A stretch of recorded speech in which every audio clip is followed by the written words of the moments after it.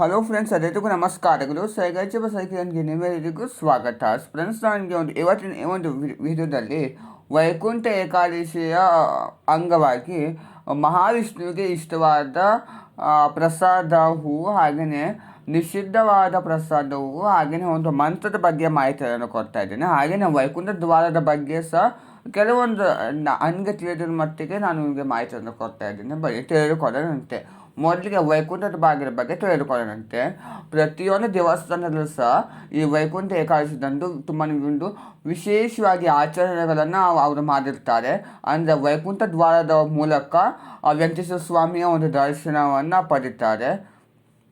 ರಾಮ ದೇವಸ್ಥಾನ ಆಗಿರ್ಬೋದು, ಕೃಷ್ಣನ ದೇವಸ್ಥಾನ ಆಗಿರ್ಬೋದು, ಹಾಗೆಯೇ ಒಂದು ವೆಂಕಟೇಶ್ವರ ಸ್ವಾಮಿಯ ಒಂದು ದೇವಸ್ಥಾನ ಆಗಿರ್ಬೋದು, ವಿಷ್ಣುವಿಗೆ ಸಂಬಂಧಪಟ್ಟಿದ್ದ ಯಾವುದೇ ಒಂದು ಅವತಾರದಲ್ಲಿರುವ ಒಂದು ದೇವಸ್ಥಾನದಲ್ಲಿ ಸಹ ತುಂಬ ಒಂದು ವಿಶೇಷ ರೀತಿಯಲ್ಲಿ ಅವರು ಆಚರಣೆ ಮಾಡ್ತಾ ಇರ್ತಾರೆ. ಸೊ ನಾವು ವೈಕುಂಠ ದ್ವಾರದ ಮೂಲಕ ಯಾಕೆ ಹೋಗಬೇಕು ಅನ್ನೋದಾದರೆ, ನಾವು ವೈಕುಂಠ ಬಾಗಿಲಿಂದ ಹೋಗಿ ನಾವು ಹೊರಗೆ ಬರುವುದರಿಂದ ನಮ್ಮ 7 ಜನ್ಮದ ಪಾಪವನ್ನು ಕಳೆದು ಮೋಕ್ಷವನ್ನು ಸಂಪಾದಿಸಿ ನಾವು ವೈಕುಂಠಕ್ಕೆ ಸೇರ್ತೇವೆ ಅಂತ ಒಂದು ನಂಬಿಕೆ. ಸೊ ಆ ಕಾರಣಕ್ಕೆ ನಾವು ಆ ರೀತಿಯ ಒಂದು ಪದ್ಧತಿಯನ್ನು ನಾವು ಅನುಸರಿಸ್ತೇವೆ. ಈ ವೈಕುಂಠ ಶ್ರೀಮನ್ ನಾರಾಯಣನ ಒಂದು ನಿವಾಸ ಸ್ಥಾನ ಆಗಿದ್ದು, ವೈಕುಂಠ ಏಕಾದಶಿಯ ದಿವಸ ಇದರ ಬಾಗಿಲವನ್ನು ತೆರೆದಿರಲಾಗುತ್ತದೆ. ಅಂದರೆ ಒಂದೇ ದಿವಸ ಆ ವೈಕುಂಠದ ಬಾಗಿಲು ತೆರೆದಿರುವಂಥದ್ದು.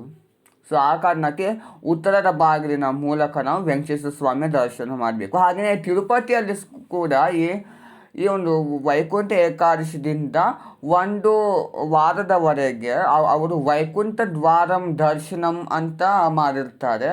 ಅಂದರೆ ವೈಕುಂಠ ದ್ವಾರದ ಮೂಲಕ ಇನ್ನೂ ಸರಳವಾಗಿ ತಿಳಿಸ್ಕೊಡಬೇಕು ಅನ್ನೋದಾದರೆ ಉತ್ತರದ ಬಾಗಿಲಿನ ಮೂಲಕ ನಾವು ವೆಂಕಟೇಶ್ವರ ಸ್ವಾಮಿಯ ಒಂದು ದರ್ಶನ ಪಡಿತೇವೆ. ನಾವು ಸಾಮಾನ್ಯವಾಗಿ ಪ್ರತಿದಿನ ನಾವು ದರ್ಶನಕ್ಕೆ ಹೋದಾಗ ಆ ದರ್ಶನ ನಮಗೆ ಲಭ್ಯವಿರುವುದಿಲ್ಲ. ಆದರೆ ವೈಕುಂಠ ಏಕಾದಶಿದಂದು ಮಾತ್ರ ನಮಗೆ ಅದು ಲಭ್ಯವಿರ್ತದೆ. ವೈಕುಂಠ ಏಕಾದಶಿ ದಿನದಂದೇ ಮಾಡಬೇಕಂತೇನಿಲ್ಲ, ಒಂದು ವಾರವರೆಗೆ ಇರ್ತದೆ. ಆ ಒಂದು ದಿನದಲ್ಲಿ ಮಾಡ್ಕೋಬಹುದು. ಅವರು ಈಗಾಗಲೇ ನವೆಂಬರ್ ತಿಂಗಳಿನಿಂದಲೇ ಟೋಕನ್ಸ್ಗಳನ್ನು ಸಹ ಅವರು ಮಾಡ್ತಾ ಇದ್ದಾರೆ. ಸೊ ಅವರ ಒಂದು ವೆಬ್ಸೈಟ್ನಲ್ಲಿ ಸಹ ನೀವು ಬುಕ್ ಮಾಡಿಕೊಂಡು ನೀವು ವೈಕುಂಠ ದ್ವಾರದ ಮೂಲಕ ದರ್ಶನ ಪಡೆದುಕೋಬಹುದು. ನಾವು ಸಾಮಾನ್ಯವಾಗಿ ಪ್ರತಿ ದಿವಸ ಸಹ ಹೋದಾಗ ನಾವು ದರ್ಶನವನ್ನು ಮುಗಿಸ್ಕೊಂಡು ಬಂದ ನಂತರದಲ್ಲಿ ನಮಗೆ ಒಂದು ಬಾಗಿಲು ಸಿಗ್ತವೆ. ವೈಕುಂಠ ದ್ವಾರಂ ಅಂತವಿರುವಂಥದ್ದು ತೆಲುಗುವಿನಲ್ಲಿ.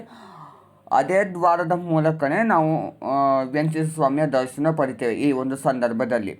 ಹಾಗೆಯೇ ಈ ಮಹಾವಿಷ್ಣುವಿಗೆ ಇಷ್ಟವಾದ ಹೂವುಗಳೆಂದರೆ, ಹಾಗೆ ಇದು ನಿಷಿದ್ಧವಾದ ಹೂವುಗಳೆಂದರೆ, ಮೊದಲಿಗೆ ನಾನು ನಿಮಗೆ ಒಂದು ನಿಷಿದ್ಧದ ಬಗ್ಗೆ ತಿಳಿಸ್ಕೊಳ್ತಾ ಇದ್ದೀನಿ. ಮಹಾವಿಷ್ಣುವಿಗೆ ನಾವು ಬಿಲ್ಪತ್ರೆ, ಹಾಗೆಯೇ ಒಂದು ಕೇದಿಗೆ, ಕೆಂಪು ಮರುಗ, ದತ್ತೂರ ಈ ಥರ ಒಂದು ಪುಷ್ಪಗಳನ್ನು ನಾವು ಅರ್ಪಿಸಬಾರ್ದು. ಆ ಥರ ಅರ್ಪಿಸಿದ್ರೆ ಅದು ನಮಗೆ ದೋಷ ಬರುವಂಥದ್ದು. ಸೊ ಆ ಕಾರಣಕ್ಕೆ ಅದು ನಾವು ಅರ್ಪಿಸುವುದಿಲ್ಲ. ಹಾಗೆಯೇ ಇಷ್ಟವಾದ ಹೂವುಗಳೆಂದರೆ ಹಳದಿ ಹೂವು, ಕಮಲದ ಹೂವು, ಸಂಪಿಗೆ ಹೂವು ಮತ್ತು ಮಲ್ಲಿಗೆ ಹೂವು, ಎಲ್ಲ ರೀತಿಯ ಒಂದು ಹೂಗಳಿಂದ ನೀವು ಅಲಂಕಾರ ಮಾಡಬಹುದು. ಎಲ್ಲ ರೀತಿಯ ಹೂಗಳನ್ನು ಬಳಸಿದ್ರೂ ಕೂಡ ನಿಮಗೆ ಪೂಜೆಯ ಸಂಪೂರ್ಣ ಫಲ ಸಿಗಬೇಕಾದ್ರೆ ತುಳಸಿ ನೀವು ಇಟ್ಟಿದ್ದೇ ಹೋದಲ್ಲಿ ನಿಮಗೆ ಪೂಜೆಯ ಫಲ ಸಹ ನಿಮಗೆ ಸಿಗುವುದಿಲ್ಲ. ಸೊ ಆ ಕಾರಣಕ್ಕೆ ನೀವು ಸ್ವಲ್ಪ ಮಟ್ಟಿಗೆ ನೀವು ತುಳಸಿಯನ್ನು ಇಟ್ಟು ನೀವು ವೆಂಕಟೇಶ್ವರ ಸ್ವಾಮಿಯ ಒಂದು ಆರಾಧನೆಯನ್ನು ಮಾಡಬೇಕಾಗಿರುವಂಥದ್ದು.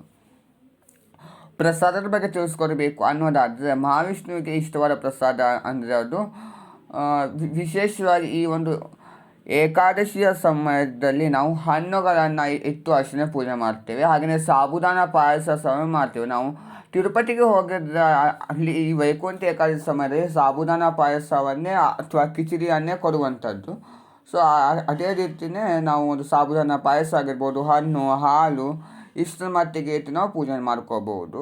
ಹಾಗೆ ನೀವು ಉಪವಾಸ ಮಾಡುವುದಾದರೆ ನೀವು ಪೊಂಗಲ್ ಮಾಡ್ತೀವಲ್ವ ಪ್ರಸಾದಕ್ಕೆ, ನೀವು ಅಕ್ಕಿ ಬದಲಿಗೆ ಅವಲಕ್ಕಿಯಾಗಿ ಹೆಸರುಬೇಳೆ ಹಾಕಿ ಸಹ ನೀವು ಪೊಂಗಲನ್ನು ಸೇರಿಸಿ ಮಾಡಿಕೊಂಡು ನೀವು ಪ್ರಸಾದ ರೂಪವಾಗಿ ತೆಗೆದುಕೋಬಹುದು. ಹಾಗೆಯೇ ಪಂಚಾಮೃತ ಅಭಿಷೇಕವನ್ನು ಹೇಗಾದರೂ ಮಾಡಿರ್ತೀರಿ. ಅದನ್ನೇ ನೀವು ಪ್ರಸಾದ ರೂಪವಾಗಿ ಸಹ ಇಟ್ಟು ನೀವು ಪೂಜೆ ಮಾಡ್ಕೋಬೋದು. ಹಣ್ಣುಗಳು ಬಾಳೆಹಣ್ಣು ಸಹ ಆ ಮಹಾವಿಷ್ಣುವಿಗೆ ತುಂಬಾ ಪ್ರಿಯವಾಗಿರುವಂಥದ್ದು, ಹಳದಿ ಬಣ್ಣದಲ್ಲಿ ಇರುವಂಥ ಒಂದು ಹಣ್ಣು ಹೂಗಳಿಂದ ಸಹ ಪ್ರಿಯವಾಗಿದ್ದೇನೆ.